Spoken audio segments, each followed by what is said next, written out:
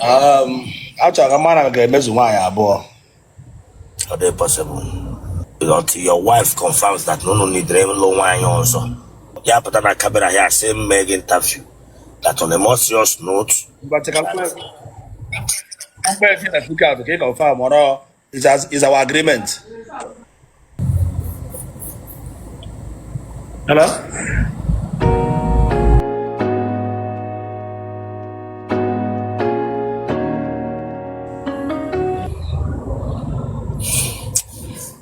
Oya wala follow no uno kakadu more success.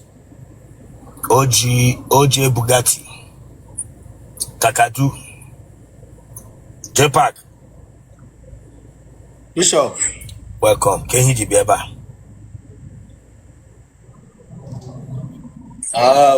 Achọrọ ka mara ga-emezu nwaanyị abụọ. Are they possible? I'm a dedicated. Until your wife confirms that no need low wine also. I need a letter. I need a letter to prove it. Or yeah, but I camera here same Meg interview. That on a more serious note. But if you look out, okay, confirm or is our agreement. I want to confirm. I don't just joke. I want to confirm all your agreement. Let her come here now. Yeah, confirm or yeah. Oh, you're like this show.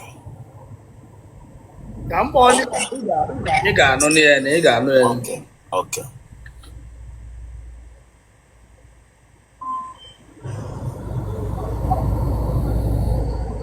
Hipukodiokpa hipunishi. Hipukodiokpa hipunishi. Oya, boya. Naka na ugbu a.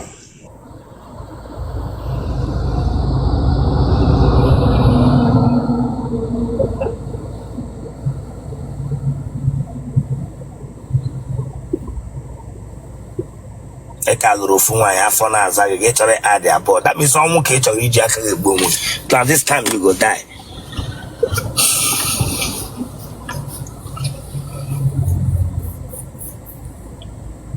Hello? I'm the live Bishop. So you speak out.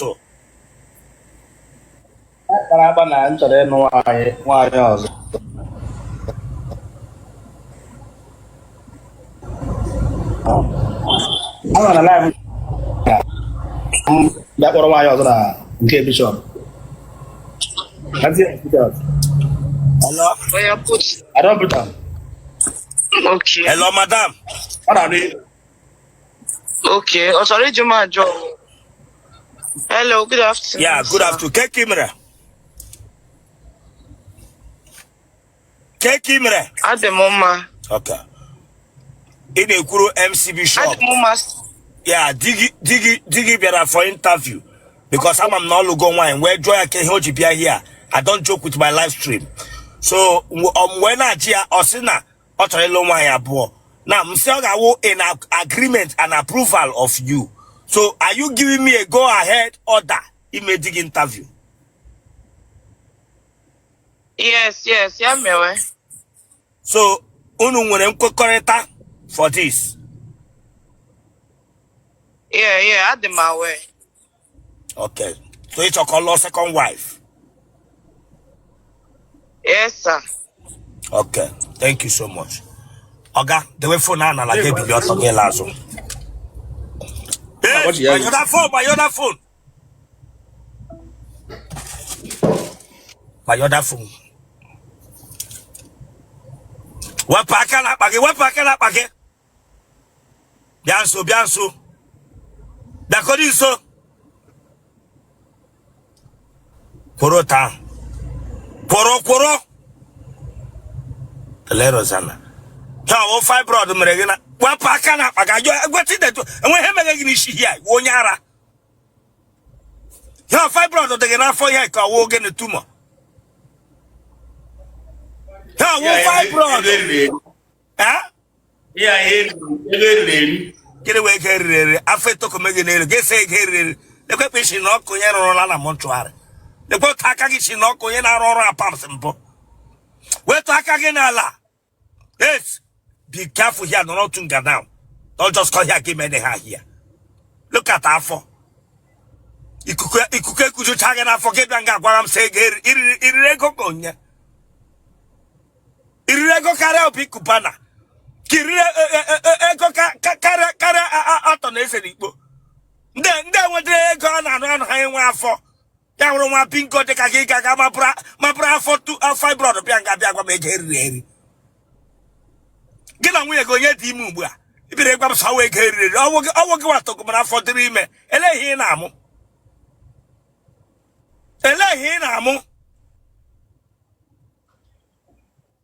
Braga be gwa mse eri. Aya, biaso. I say biaso, my friend.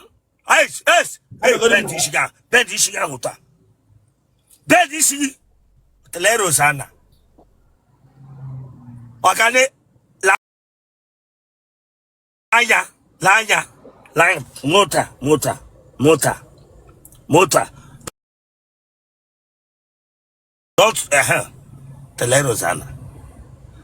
Okay, weaving it. Yeah, we weaving in more, weaving in them mad. Huh? Yeah. You see, mad. Let me see the Sibia weave water. Weave latota. Look at me singing the If I've seen them with the lion. Damn you. Kama British snooker board, pocket snooker board, Bianga, is she them only lion. Ma polisi pocket is look up on the Gabianga program see them only lion didn't get JB. Sit down there.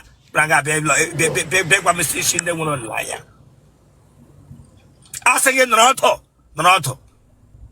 You can go with this look up on the Bianga banner and Biagums. Is she them only lion Chileka Bagoko?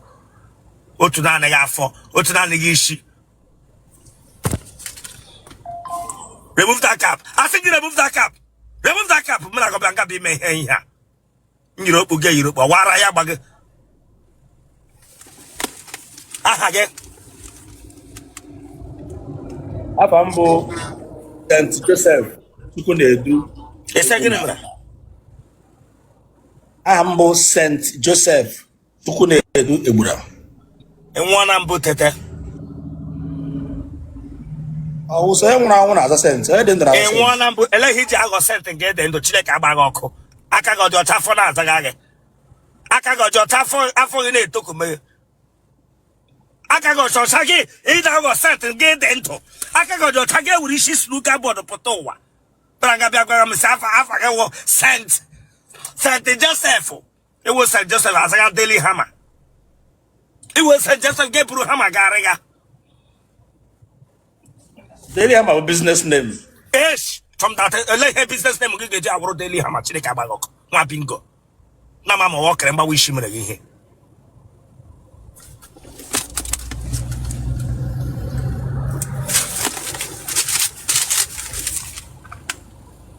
Kwahi Bogubua. Chukunedu. I had Chukunedu on ya. On Ebuna. A therefore 42. Apregape.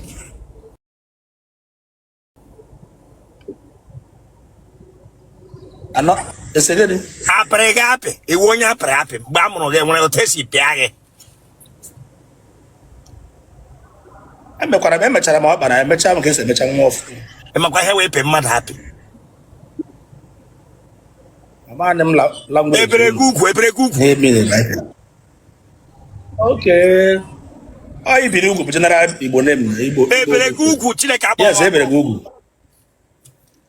Ebere ugwu.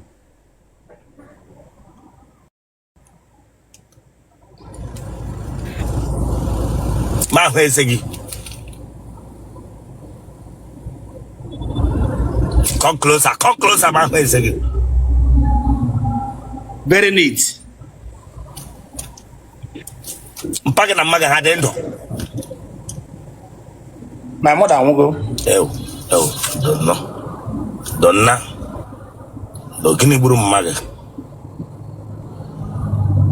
E nyere poison. Donna. ndo kara nka nwo 64 years. Oh, eru na family. Ele gide ko wo poison by ihe etiri anari rie ko nko nrango.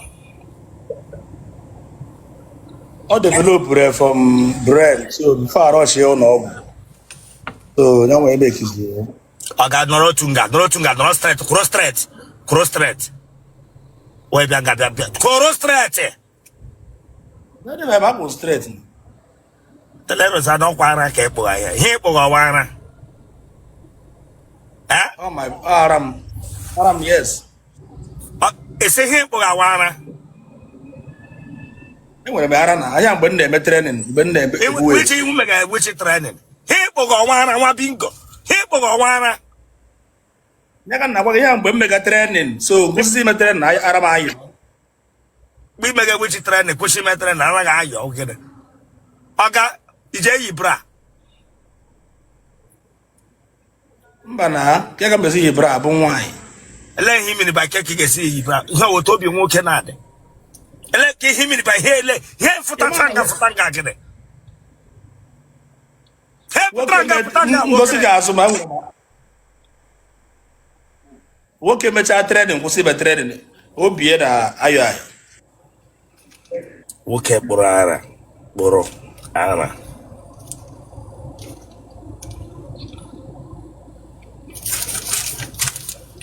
nna ga-alụ arịrị nwaanyị agbalịsịrị m ike lụọ ego nwaanyị ụmụnne gị ọ dị ole adị naanị 3 o nwere nke ji aṅụ goof ha gwara ya ṅaa ịsa aja wee na gịnị mere onwe onye ṅụrụ ihe sọsọ nwoke abụọ ofu nwaanyị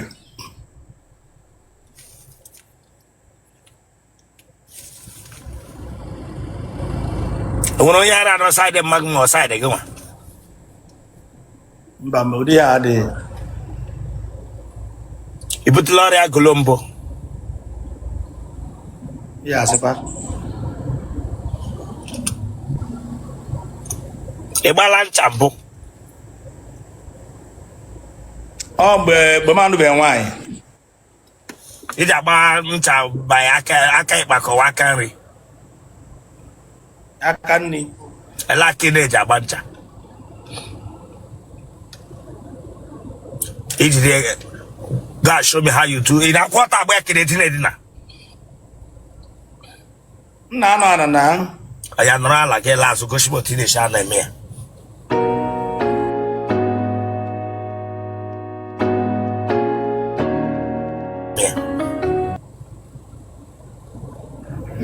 achọ m that touch here achọ m that touch ọ ya gosi m okpe na-eji agba ncha ma ị nọrọ ala otu a bụ otu ole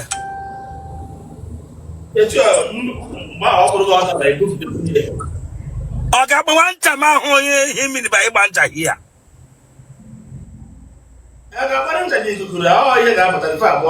ọ ga-were aka gị gosi mkpe ị na-eji anọ pozishọn agba ya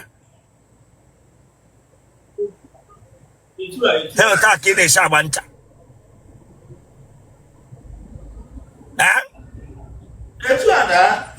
ibegide irote enyi gị nwaanyị gị na-esere oge yụọ oke irote enyi gị nwaanyị gị na-esere okwu ọhụ mgbe iji anyụ maọbụ nwe nwe na-ede bịa nọrọ closer to your phone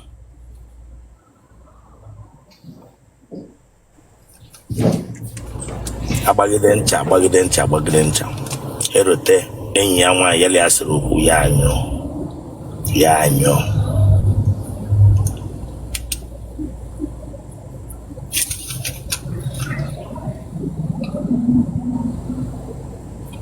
eriela ọrụ na nrọ mbụ mgbe m nara nwaanyị na nrọ bụ mgbe m nọ na bọyị nna ama ha nwaanyị okay ya mgbe m amabeghị nwaanyị ọta nwa na nrọ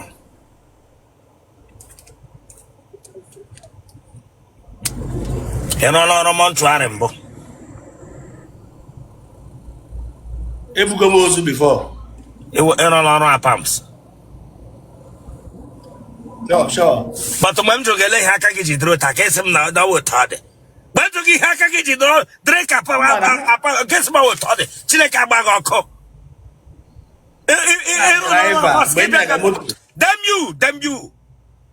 What being going to get palos before getting a saying here. On your pumps, no wonder I thought you could. Guess some away, agree. Palachozi kuku, ikuku eji soza ona chemical. Petaga for Gibianga Biagram so heavy.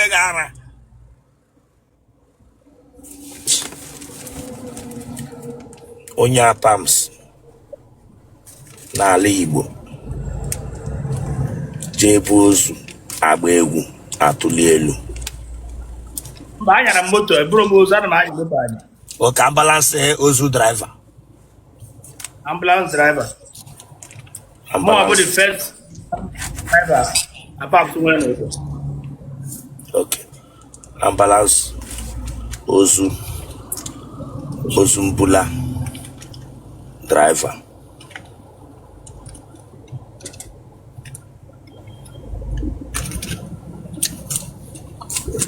Ina gado si je men tamu.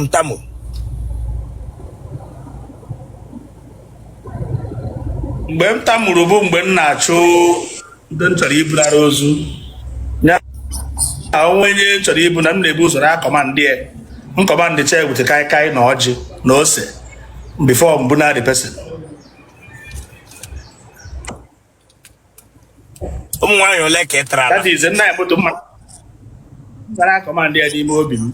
Ụmụ nwaanyị ole ka ị tara ala? Abụchaghị m mmadụ ya nweta nwaanyị na-anọgide. Ụmụ nwaanyị ole ka ị tara ala this man? Ụmụ nwaanyị ole ka ị tara ala ga-ebịa ịgwabe ya? Ị ga-eche mgbakọba nwaanyị ntagoro anaghị agụta ya ọnụ. Ọta nwa na-eke, ọta nwa n'orie, ọta nwa n'afọ, ọta nwa na nkwọ. Ị ga-enyere ụdị mkpu ị na-eti.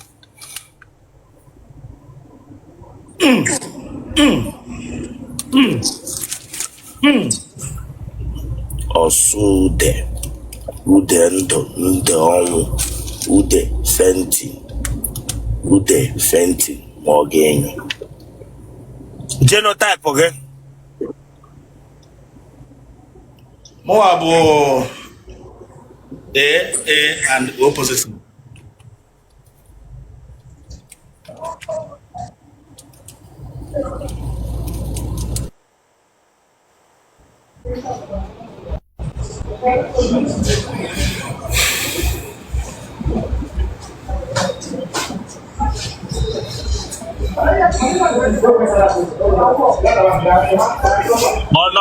Kpọọ nọmba gị.